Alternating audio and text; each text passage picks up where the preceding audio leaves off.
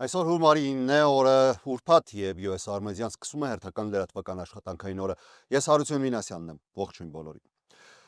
Միացյալ Նահանգների ներգաղթի ծառայության գործակալը Օրեգոն նահանգի Փորթլենդ քաղաքում կրակել եւ վիրավորել է մի տղամարդու եւ մի կնոջ։ Տեղի պաշտոնյաները կոչ են արել պահպանել հանգստություն հասարակական բրդոմունքի աճի պայմաններում, որը հաջորդել է Մինեսոտայում այսի կողմից իրականացված կրակոցին, որի հետևանքով էլ մեկ կին էր մահացել։ Ներքին անվտանգության նախարարությունը DHS-ը հայտարարել է, որ կրակոցը տեղի է ունեցել այն պահին, երբ ԱՄՆ սահմանապահ ծառայության գործակալները Փորթլենդում իրականացրել են թիրախային ավտոմեքենայի կանգնեցում։ Նրանք վարորդին նկարագրել են որպես վենեսուելական հանցավոր խմբավորման անդամ Տրենդե Արագուայի, որը փորձել է մեքենան օգտագործել որպես զենք, ինչի հետևանքով գործակալը կատարել է, ինչպես նշվում է, պաշտպանական կրակոց։ Երեկ երեկոյան կայացած ասուլիսի ժամանակ քաղաքային եւ նահանգային ղեկավարները հայտարարել են, որ քիչ տեղեկություններ ունեն այն մասին, թե ինչն է հանգեցրել կրակոցին կամ արդյոք այն ուղղակիորեն կապված է եղել ներգաղթի վերահսկման գործողության հետ։ Փորթլենդի ոստիկանապետ Բոբ Դեյլն ասել է, որ չգիտեն այս գործի փաստական հանգամանքները, պարզապես տրամադրում են ավանդական քննչական աջակցություն եւ տարածքի պահպանություն։ Հարցն այն էր, թե կա որևէ ապացույց, որը կհաստատի այն հայտարարությունը, թե այս միջադեպի ժամանակ մեքենան օգտագործվել է որպես զենք։ Ինչպես արդեն նշել եմ, մենք դեպքի վայր ենք ժամանել կրակոցից հետո, երբ հասանք դեպքի վայր, մեքենան արդեն այնտեղ չէր, այսպիսով մենք չունենք անմիջական տեղեկություն, ասել է ոստիկանապետը։ Վարորդը եւ ուղևորը տեղափոխվել են մոտակա հիվանդանոց, նրանց առողջական վիճակի մասին հավելյալ տեղեկատվություն չի հաղորդվել, ավելի ուշ հարյուրավոր ցուցարարներ են դուրս եկել Փորթլենդում գտնվող այսի շենքի հարակից փողոցներ։ Նմանատիպ բողոքի ցույցեր են տարբեր նահանգներում։ ԱՄՆ պաշտոնյաները պնդում են, որ հանցագործության մեջ կասկածվող անձինք եւ հակաթրամփյան ակտիվիստները հաճախ են օգտագործում իրենց մեքենաները որպես զենք, թե որոշ դեպքերում տեսագրությունները հակասում են այդ պնդումներին։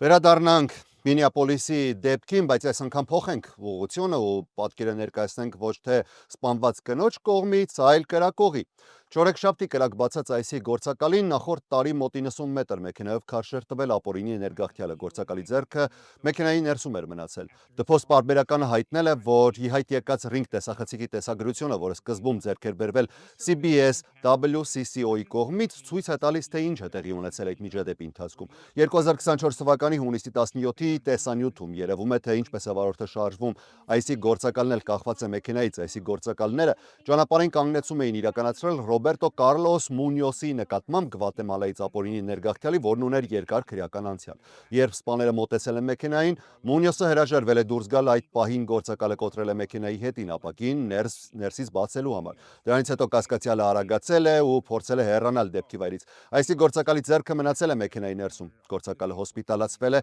ձեռքի եւ դաստակի լուրջ վնասվածքներով, ինչպես նաեւ ոտքի, որոնք պահանջել են ընդհանուր 33 կար, սակայն հետագայում նա լիովին ապաքինվել է։ Մունյոսը ձերբակալվել է եւ մեղադրվել գործակալի վրա հարձակման համար, իսկ նախորդ ամիս դաշնային դատավորի կողմից դատապարտվել է։ Հունվարի 7-ին նույն այսի գործակալը կրակ է բացել Ռենե Նիկոլ Գուդի վրա, սպանելով նրան։ Ներքին անվտանգության քարտուղար Քրիստի Նոեմը հայտարարել է, որ գործակալը 10 տարվա փորձ ունեցող վետերան է եւ գործել է ինքնապաշտպանության շրջանակում։ Նա նաեւ նշել է, որ Գուդը մաս է կազմել սադրիչների խմբի, որը փորձել է խափանել այսի գործողությունները։ Կրակոցը յուղ է լցրել իհարկե կրակի վրա, ավելի սրելով երկար ժամանակ շարունակվող լարվածությունը դաշնային ներգաղթի ծառայությունների եւ ցուցարարների միջև։ Լրատվամիջոցները գործակալին նույնականացրել են։ Ջոնաթան Ռոսն է այսի աշխատակիցը, որը կրակ է բացել Գուդի վրա։ 43-ամյա Ռոսը տեղեկությունների այսի գործակալ է աշխատում առնվազն 2013 թվականից։ Մինեապոլիսում մշտական հիմունքներով ծառայություն իրականացնող Ռոսը հանդիսանում է այսի Էրո հատուկ արձագանքման թիմի անդամ, հատուկ պատրաստված մարտավարական ստորաբաժանման։ Կրակոցից հետո ամբողջ երկրում բռնկված հակաայսական բողոքի ցույցերի ֆոնին գործակալի ընտանիքը շտապել է պաշտպանել նրան։ Նրանք Daily Mail-ին ասել են. Դուք երբեք ավելի լավ ու բարի մարդ չեք հանդիպի, նա նվիրված պահպանողական քրիստոնյա է, հրաշալի հայր եւ հրաշալի ամուսին, ասել է նրա հայր Էդ Ռոսը։ Իրաքի պատերազմի վետերանը 2012 թվականին ամուսնացել է ֆիլիպինցի կնոջ հետ, որի ինքնությունը հրապարակայնորեն չի բացահայտվել։ Նախագահ Դոնալդ Թրամփի ճակերտավոր ասած սիրելի CNN-ը նոր տեսագրություն է ձեռք բերել, որը ցույց է տալիս այն պահերը, որոնք նախորդել էին Մինեապոլիսի բնակչուհի Ռենե Նիկոլ Գուդի մահվանը։ Այս կադրերը լրացուցիչ պատկերացում են տալիս վիճահարույց միջադեպի ընթացքի մասին։ Ցույց են տալիս, թե ինչպես է Գուդի ամենագրածը հայտնվում կադրի մեջ։ Կանգ առնում, իջեցնում է մեկ ուղևորի, ապա շրջվում գրեթե ուղղահայաց դիրքով հակելով այն փողոցը, որտեղ այդ պահին անցնում էին այսի աշխատակիցները, չնայած աղոտ տեսագրությանը երևում է, որ մեքենաները շարունակում էին անցնել դեռևս այդ հատվածով։ CNN-ի փոխանցմամբ տեսագրությունը տևում է մոտ 4 րոպե, իրենք միայն վերջի մասն են հրապարակել, մինչև որ տեղի է ունենում Գուդի եւ ICE գործակալ Ջոնաթան Ռոսի միջև մահացու բախումը։ 37-ամյա Ռենե Նիկոլ Գուդը իշխանությունների պնդմամբ ներգրաված է եղել ակտիվիստների խմբում, որի նպատակն էր փաստագրել եւ դիմադրել դաշնային ներգաղթի խստացման քաղաքականությանը Մինեսոտա նահանգում։ Շնորհակալ եմ բոլորին մշտական աջակցության համար։ Մի անտեսեք մեր ալիքը, եթե դիտում եք ու հավանում այն, ինչ մենք անում ենք, լայքեք նյութերը եւ բաժանորդագրվեք։ Դա լավագույն գնահատականն է մեր աշխատանքին։ Շարունակենք լուրերը եւ շեղվենք մի փոքր այս թեմաներից։ ԱՄՆ Սենատը 52 կողմ եւ 47 դեմ ձայներով քվեարկել է մի բանաձևի օգտին, որը կսահմանափակի նախագահ Դոնալդ Թրամփի հնարավորությունը Վենեսուելայի դեմ հետագա ռազմական գործողություններ իրականացնել առանց կոնգրեսի թույլատվության, բայց սա դեռևս առաջին հայացքից, որ կարող են սահմանափակել։ Հիմա ավելի լայն այս մասին։ Հանրապետական 5 սենատոր միացել էին պալատի բոլոր դեմոկրատներին։ Թրամփը սոցիալական ցանցում գրառում է արել, հայտարարելով, որ այդ 5 հանրապետականներն այլևս երբեք պետք է չընտրվեն որևէ պաշտոնի։ Արձագանքելով նախագահին Վիրջինիա նահանգից դեմոկրատ սենատոր Թիմ Քեյնը նշել է. ոչ ոք երբեք չի զղջացել այնպիսի քվեարկության համար, որը պարզապես ասում է. «Պարոն նախագահ, նախքան մեր որդիներին ու դուստրերին պատերազմի ուղարկելը, եկեք կոնգրես»։ Դա այնպիսի քվեարկություն է, որի համար ոչ ոք երբեք չի զղջացել եւ չի էլ զղջալու։ Քվեարկությունը նաև փոփոխություն է արձանագրել Սենատի 100 անդամ ունեցող կազմի դիրքորոշման մեջ։ Նախորդ տարի Թրամփի կուսակից հանրապետականները 2 անգամ արգելափակել էին նմանատիպ բանաձևերի առաջ խաղացումը Սենատում հատկապես, եւ այն ժամանակ, երբ վարչակազմը ուժեղացնում էր ռազմական ճնշումը Վենեսուելայի նկատմամբ հարավային Կարիբյան ավազանում եւ արևելյան Խաղաղ օվկիանոսում նավերի դեմ իրականացված հարձակումների միջոցով։ Մադուրոյի ձերբակալությունից հետո մի շարք օրենսդիրներ մեղադրեցին վարչակազմին կոնգրեսը մոլորեցնելու մեջ։ Դեմոկրատները դա արեցին հրապարակայնորեն, հանրապետականները փակ դռների հետևում։ Սակայն հանրապետականների մեծ մասը շարունակում է կանգնել Թրամփի կողքին, պնդելով, որ Մադուրոյի ձերբակալությունը եղել է իրավապահ գործողություն, ոչ թե ռազմական գործողություն։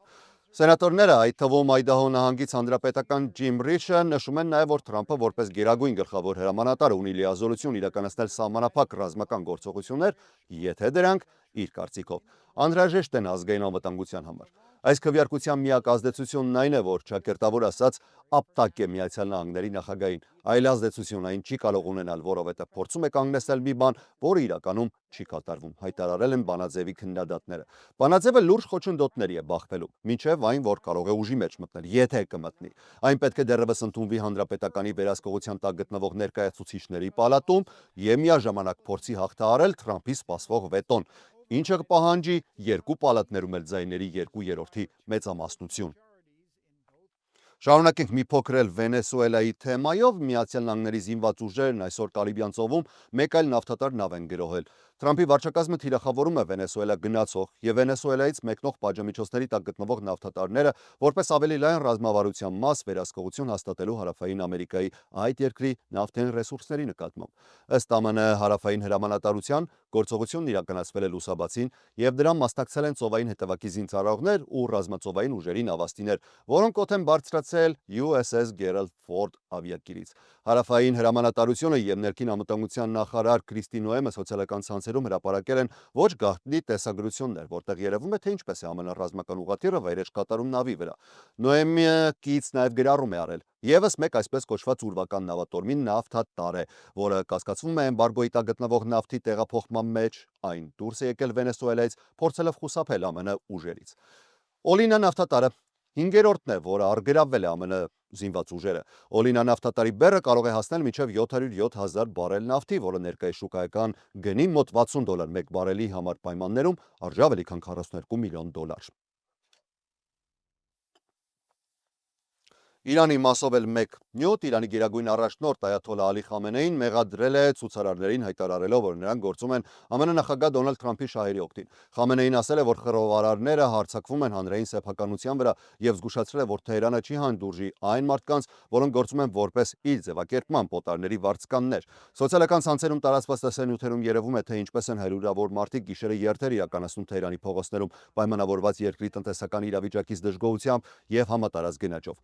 Գազաքաղաքում, ինչպես նաև խոշոր քաղաքներում, Մաշհադում, Սպահանում ականատեսները հայտնել են, որ ցուցարարները հավաքվել են փողոցներում, վանկարկել են կարգախոսներ Իսլամական Հանրապետության հոգևոր իշխանությունների դեմ։ Ընթացիկ բողոքի ցույցերը, որոնք վերջին 3 տարիների ընթացքում դժգոհության ամենախոշոր ալիքն են, սկսվել են նախորդ ամիս Թեհրանի մեծ շուկայում, որտեղ վաճառականները դատապարտել են ազգային արժույթի անկումը։ Անկարգությունների ֆոնին Թեհրանը հայտարարել է, որ սուբսիդիաների բարեփոխում է լինելու։ Ըստ այդ քաղաքականության իրանցիներին ամսական կտրամադրվի մոտ $7, որպեսզի նրանք կարողանան հիմնական ապրանքներ գնել ընտրված մթերային խանութներում։ Մինչ ինտերնետ հաղորդակցության ամբողջական անջատումը փողոցներում տեսանելի են հազարավոր մարդիկ։ Պետական հեռուստատեսությունն էլ սկսել է ցուցադրել այրող մզկիթի կադրեր Թեհրանում, շրջապատված այր ողջ մեքենաներով նաև եւ այլ ավերածություններ։ Իրանի պետական լրատվամիջոցները խախտել են լռությունը բողոքի ցույցերի վերաբերյալ, պնդելով, որ Միացյալ Նահանգների եւ Իսրայելի ահաբեկչական գործակալները հրդեհում են եւ բռնություն հրահրում։ Նշվել է նաև, որ կան զոհեր, սակայն առանց մանրամասների։ Իրանի 86-ամյա գերագույն առաջնորդ Խամենեին պետական հեռուստատեսությամբ հեռարձակված ելույթում ազդարարել է, որ իշխանությունները խստորեն կճնշեն ցուցարարներին։ Նախորդ շաբաթ նախագահ Դոնալդ Թրամփը զգուշացրել էր, որ եթե Թեհրանը սպանի խաղաղ ցուցարարների, Ամերիկան կգան նրանց օգնության, բայց արդեն կան տասնյակ զոհեր եւ հազարավոր ձերբակալածներ։ Եվ Գազայի վերաբերյալ էլ Գազայի ամբողջ տարածքում իրականացված իսրայելական հարվածների հետևանքով զոհվել է առնվազն 13 մարդ, հայտնել են առողջապահական պաշտոնյաները։ Զոհերի թվում կա առնվազն 1 երեխա։ Զոհերը գրանցվել են Գազայի հյուսիսում, ինչպես նաև Գազա քաղաքի արևելյան հատվածներում իրականացված մի քանի հարվածների հետևանքով։ Իսրայելի բանակը ուրբաթ հայտարարել է, որ Գազայի հարավում եւ հյուսիսում հարվածել է Համասի ենթակառուցվածքներին եւ զինյալներին՝ ի պատասխան Գազա քաղաքի տարածքից զինյալների կողմից արձակված, սակայն ձախողված արկի։ Իսրայելի եւ Համասի միջև փուլային հրադադարը շարունակվում է մնալ նախնական փուլում։ Պաշտոնյաների խոսքով սպասվում է, որ Թրամփը հաջորդ շաբաթ կհայտարարի իր նշանակումները խաղաղության խորհրդում, որի ղեկավարը ինքն է լինելու։ Սա կարևոր քայլ է նրա մերձավոր արևելքի խաղաղության ծրագրի առաջխաղացման համար։ Գործընթացը դանդաղ է ընթանում այն պահից ի վեր, երբ ուժի մեջ է մտել Իսրայելի եւ Համասի միջև հրադադարը։ Իսրայելի վարչապետ Բենյամին Նեթանյահուն թերևս հայտարարել է, որ բուլղարացի դիվանագետ Նիկոլայ Մլադենովն է նշանակվել խորհրդի գլխավոր տնօրեն։ Մլադենովը նախկինում եղել է Բուլղարիայի պաշտպանության եւ արտաքին գործերի նախարար, ինչպես նաև ՄԱԿ-ի հատուկ ներկայացուցիչը Իրաքում, ապա ՄԱԿ-ի մերձավոր արևելքի խաղաղության բանագնացը 2015-ից 20 թվականներին։ Այժմի համար այսքանը։ Կհանդիպենք երեկոյան թողարկմանը։ Ես Հարություն Մինասյանն եմ, շնորհակալ եմ ուշադրության համար։ Առողջ եղեք։